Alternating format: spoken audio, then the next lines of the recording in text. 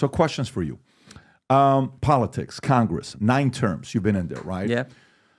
When you look at approval rating right now in America, lowest we've ever had in mainstream media. Americans don't trust mainstream media. Mm-hmm. It's 23, 24, 27, give or take. Number just came out from Gallup. It's the worst it's ever been. What is it right now? Anyways, it's the lowest it's ever been. Whatever the number is, it's the lowest it's ever been. Then when you look at trust in the U.S. government, again, low in the 20s, 27, lowest it's ever been. You see approval rating for Kamala Harris. You see approval rating for Trump. You see approval rating for Biden. You see approval, all these approval ratings we hear about. Do you know the lowest approval rating in America right now is Congress, 16%. Why does nobody trust Congress today? Left, right, center, 16% is terrible. How do we get there? Yeah, I think it's Congress is, disappointing the American people. There's I always joke and say, if you remember that movie 1776, the opening scene, John Adams is up in the bell tower and the clerk calls him, Mr. Adams, and he comes walking down, and he walks in there at Independence Hall where they're getting ready to debate and put together the Declaration of Independence. And he walks in, the opening line of the movie, he says, 1 useless man is a disgrace, 2 are a law firm, and 3 or more are a Congress. And I've had it with this Congress.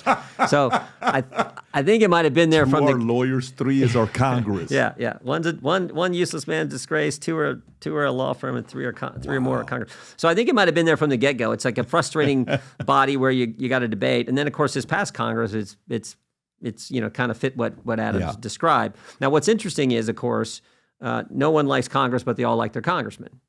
Or no one likes Congress, they all like their congresswoman. Because the reelection rate is huge for incumbents. But it is frustrating, and frankly, I think part of the problem too is when the founders set up this great experiment in liberty, the greatest country ever, 3 separate and equal branches of government. If there was one branch that was supposed to be a little more equal than the other, it was supposed to be the legislative branch. And in particular, the House of Representatives, because that's the body that's closest to the people. Every 2 years, voters get a chance to throw me out. I tell them all the time, that's a good thing. Keeps me honest, keeps me coming back talking to the voters. I get the privilege of representing. So it was supposed to be the one, and that's why under our Constitution, all spending and taxing has to originate in the House of Representatives, the body that every 2 years has to go in front of the people.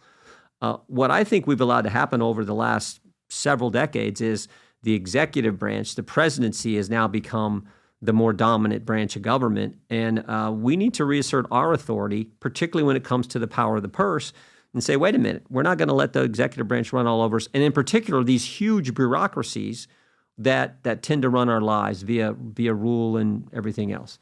And of course, the best example of someone who's never been elected, who ran our lives for 3.5 years, is Dr. Fauci. Fauci, 40 years in the government, highest paid official in the government, literally ran the country for 3 years and violated our liberties.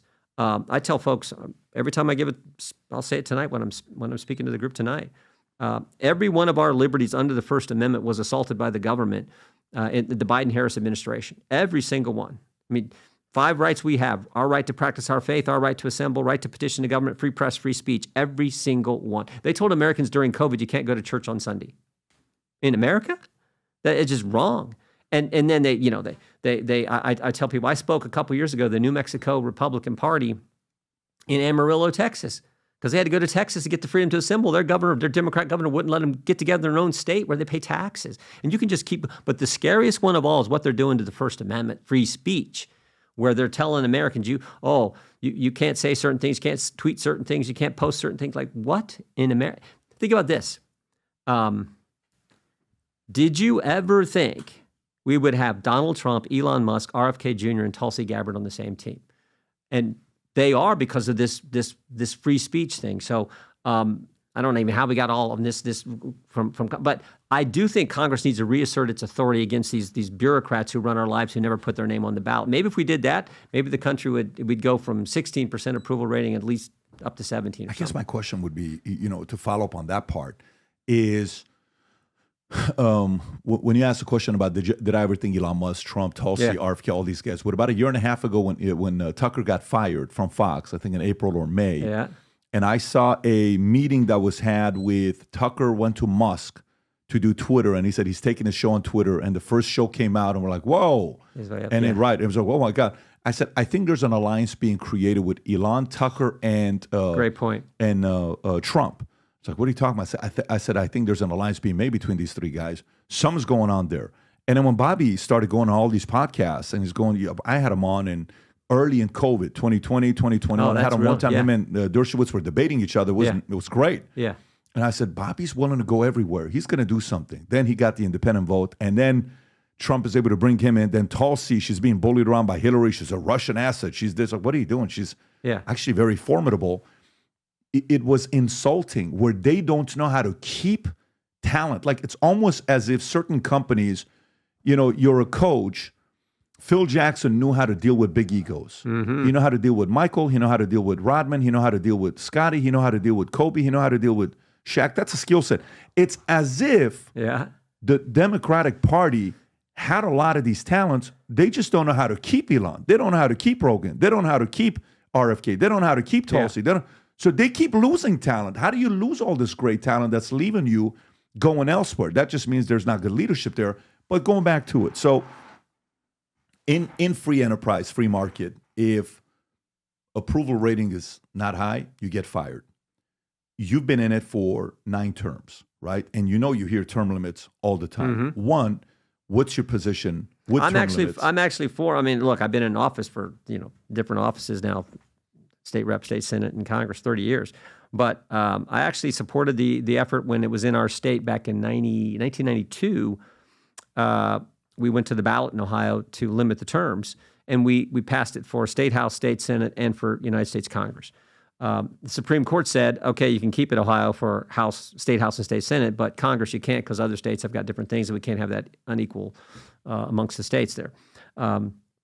So I like that. I think newer, fresher people is typically a good thing. I mean, on balance, I think it's a good thing. You're going to lose some good people, but I'm for it. So if we ever enact it, I'll abide by it when it happens. But how many are your friends? How many total people in Congress? What's the number? I bet it's not a majority. How many people would be for it? Yeah, it's not. It'd be less. It wouldn't be enough to pass. I don't think. Less than 10%?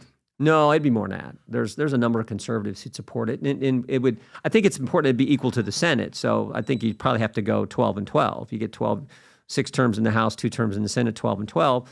If you do that, and of course we've had term limits on the president now for since FDR. You're going to think I'm crazy when I tell you this, but the last 13 and a half years I've been working on my first fiction book to write, ever. Fiction book to write. And while I finished this book, a year ago, I got the strangest phone call about one of the characters in the book where the guy wanted to meet with me, and he read the book. And afterwards is like, wait a minute, am I the villain in the book? This is a story about a character named Asher, who is half Armenian, half Assyrian, whose father was involved in the Iranian Revolution, linked to Savak, working with the Shah, that they escape and he gets recruited to a secret society. When you go to the secret society, it's been around for a couple thousand years. They've developed some of the craziest leaders of all time. And they test you. There's unique tests that they have at this society where they test to see your emotional mental toughness. One of the tests that they have is very rigorous. It's purely mental. Of course, there's a physical one, but one is mental and emotional. If you're Armenian, if you're Syrian, if you're Persian, this is a book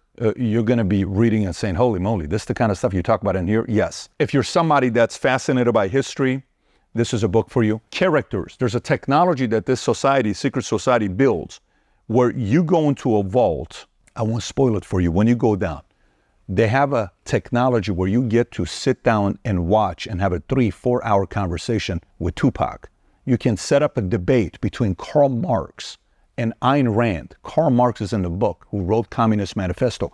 Ayn Rand, who wrote Atlas Shrugged, is in the book. Marilyn Monroe explains the concept of seduction and sex in the book. When you read the book, it's about development of the next leaders in the world and how they do it and how they've been doing it for many years. And it's also about how to prevent the end of civilization and how this organization goes about doing it. So I've never written a parenting book before, but if I ever wrote a parenting book, this is the closest thing to it because it's all mindset, a lot of crazy stories. Again, 13 and a half years. Trust me, I told myself I will not publish this book until I sell my insurance company and I'm fully disconnected from it, where it's no longer my responsibility 100%. When you read this, if you're a creative person, if you like fiction books, if you enjoyed Atlas Shrugged, or if you enjoy Divergent, if you like books like that, I think you're going to enjoy reading this book. It's the creative side. Business books is very easy. Here's how you do it. Here's how this how it works. This is very creative. If you haven't placed your order yet, now you can order it on Simon & Schuster, Amazon. I'm going to put the link up below somewhere here, maybe even in my profile. Go order the book and read it. I've never written a book where I can't wait to read your reviews to see what you think about this book. So I'm going on this wild journey, and we have some plans with this book here. If you support the things that I work on, I would appreciate you going to reading the book, order the book on Amazon, and then post a review. If you enjoyed this video, you want to watch more videos like this, click here. And if you want to watch the entire podcast, click here.